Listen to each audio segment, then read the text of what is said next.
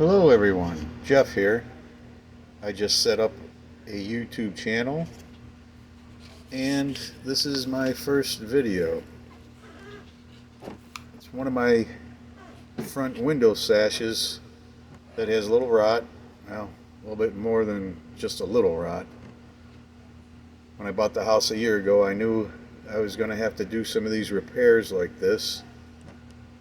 Ended up being a little more than I expected.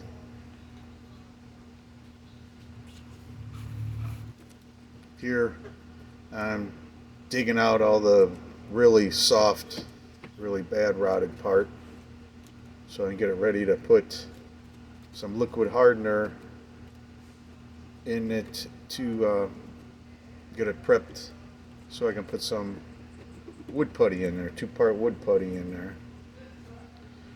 The clamps you see there are from a poor attempt at trying to epoxy that corner back together. There is a pivot bracket that mounts to it there, and that sets in a balancer that it slides up and down inside the window jamb, and it's under a lot of stress. Once I was done with this part of it and put the wood hardener in it, I tried to set it back in the jamb in case it rained overnight, and it just crumbled apart. So I figured I'm going to have to put a little more effort into it, mill up some pieces of wood and epoxy in there with high strength epoxy. There I'm brushing in the liquid wood hardener, real thin like water, and it soaks right into it.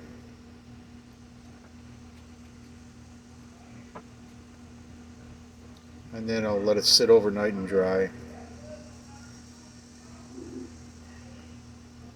I ended up just getting a couple pieces of plexiglass that I had laying around and taped them in place to get through while I do the work, just in case we get some rain. I'm in Northeast Ohio, close to Lake Erie, so you never know when you're going to get some rain.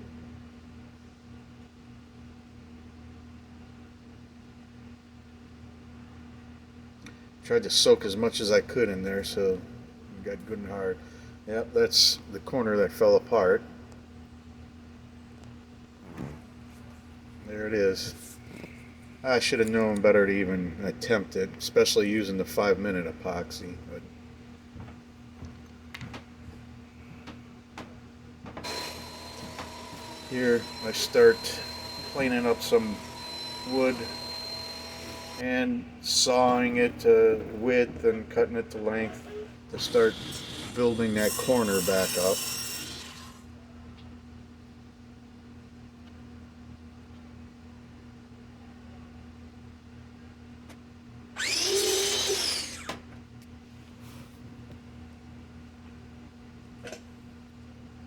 There's the center section of it, and that's what that pivot bracket will mount to.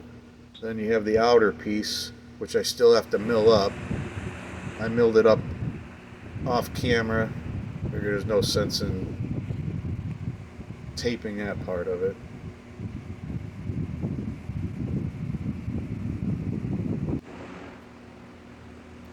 Here's the high strength marine epoxy. I'm mixing it up, 2 batches. One's going to be just the epoxy, liquid epoxy itself, and there I'm mixing in a powder to help add some body to it and use that underneath and around the 2 wood pieces just to give it a little more strength, a little more rigidity.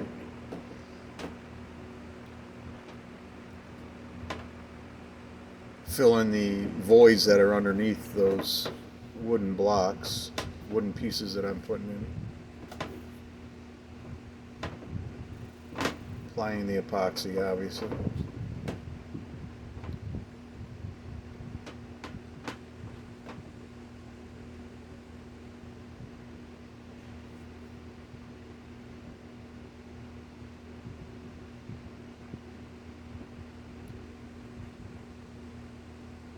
I did my best to speed up the filming to try to shorten it up a little bit so I don't bore everybody. This is my first time out trying to do something like this, so I'm sort of learning as I'm going. Here I'm clamping it up. Off camera I did multiple tests on clamping it, dry clamping it, to make sure that it would work. I just slipped a little hunk of wood in behind that corner to help keep that outer block in the right position. And there, we're glued up. I have my clamps on. I stuck that little piece of foam in there because the epoxy kept wanting to leak out. So I stuck it in there to help stop it until it hards up. And I figured the foam will be easy to dig out of there before I go to put the two-part wood putty in.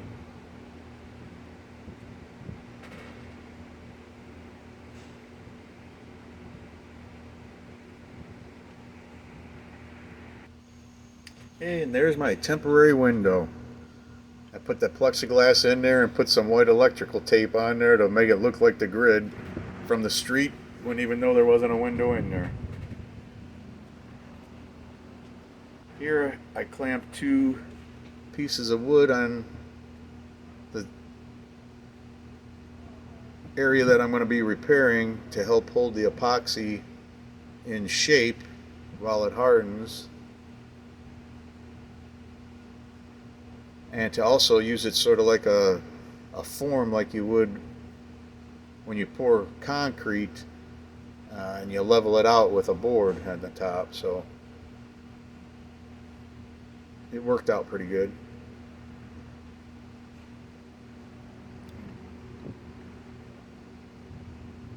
The one on the left is a little bit higher than the one on the right, and that's because there's an angle that I'm going to have to cut in once the epoxy putty sets up overnight.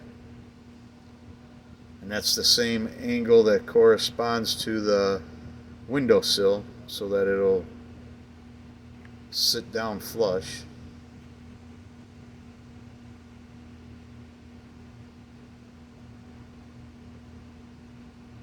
Probably should have had the camera sitting in another spot because I keep blocking the view of what I'm doing here, but I think you get the idea of what I was doing.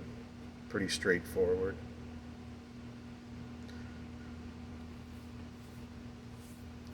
Reason I'm doing this all because I had called up the manufacturer and just to buy one sash, a replacement sash, was quite expensive, and figured I'd give it a shot at doing this first, save a few $100s. And the delivery time was a little bit longer than I wanted to wait.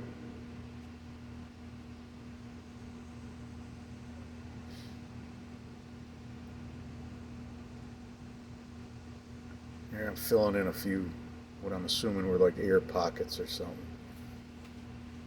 when I was dragging the Bondo across the top there.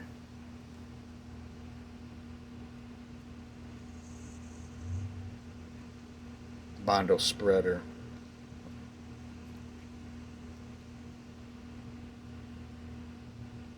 That two-part epoxy, or epoxy putty, wood putty, is sort of just like working with Bondo.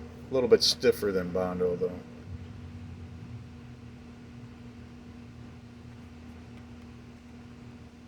That's why I got the idea to go and pick up that spreader from auto parts store to use for leveling it out.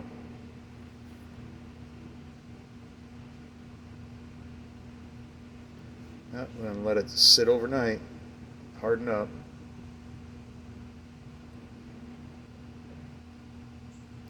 And it's the next day. You can see it sagged a little bit on this end. I'm gonna, once I remove the boards, I put some more of the epoxy putty down to build that end up on the top and the side, and then I'll clean it up with a hand plane a little bit and hand sanders. A lot of that I did off camera.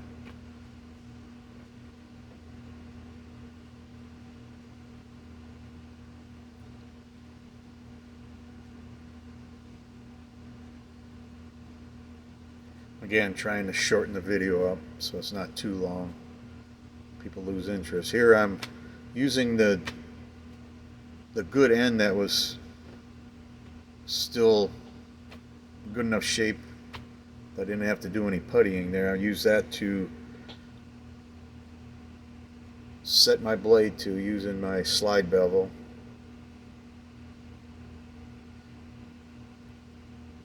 Here I'm clamping it to a piece of plywood because my table saw's top isn't big enough.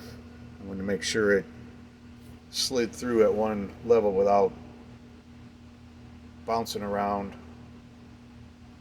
I did do a test piece off camera and matched it up to that good end, existing end on the bottom of the window sash to make sure the angle was correct.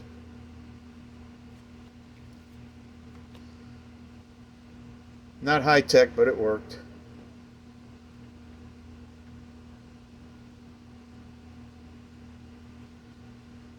Yeah, cleaning up some more of that excess epoxy putty.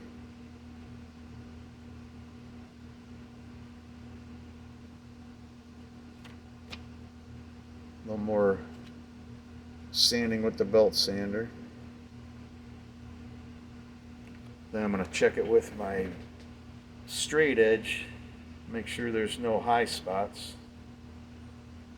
Don't want it to interfere with the inside windowsill when I try to shut it.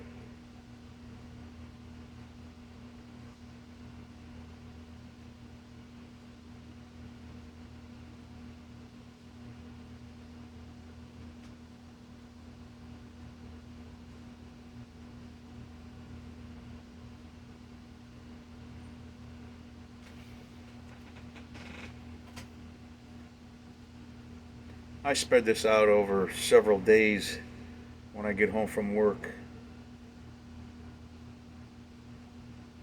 I go out to the garage and mess around with it.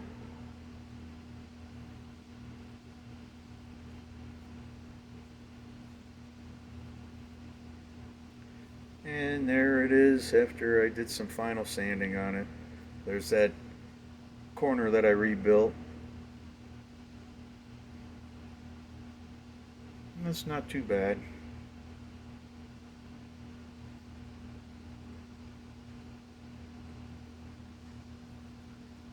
There's that section of good wood that didn't get the rot. I was able to use that to gauge some of the dimensions and what I needed to do for the rotted corner. Now I'm getting it ready to set up so that I can mill that slot down the middle. I'm going to clamp a couple boards, one on each side, and make up a jig for the router to slide, to guide the router down so that it's a nice and straight slot.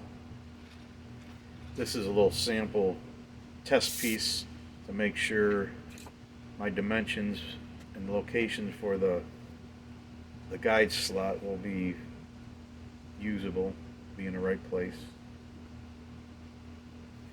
Here I'm routing out that slot, the actual slot in the template, the jig, whatever you want to call it. I have a edge guide on that router there, and then I have a second router that has a guide bushing that will ride inside that slot that I'm milling right now.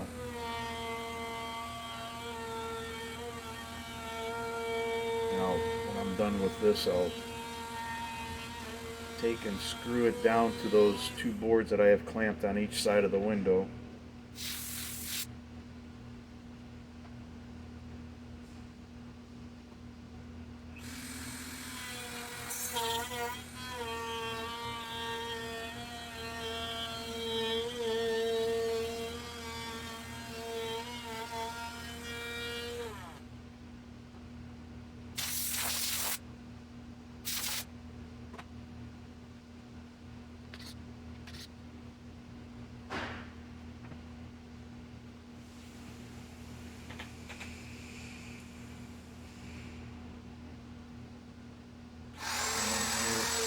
Here's the router with the guide bushing in it.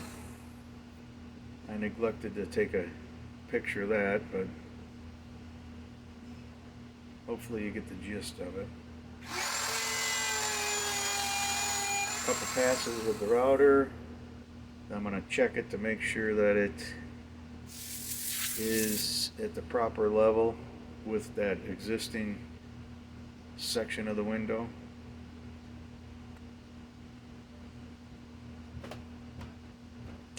And it was. So I'll remove the jig and template, and it's ready for paint.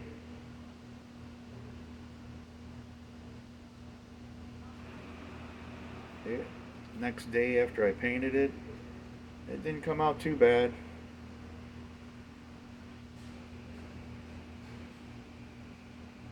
A little bit of work saved a few $100s. It was worth it to me, and it was fun. And it gave me something to make a video of and to post my first video on the YouTube channel that I set up. Thank you for watching. If you liked it, click the like button and click the subscribe button if you would too. Thank you.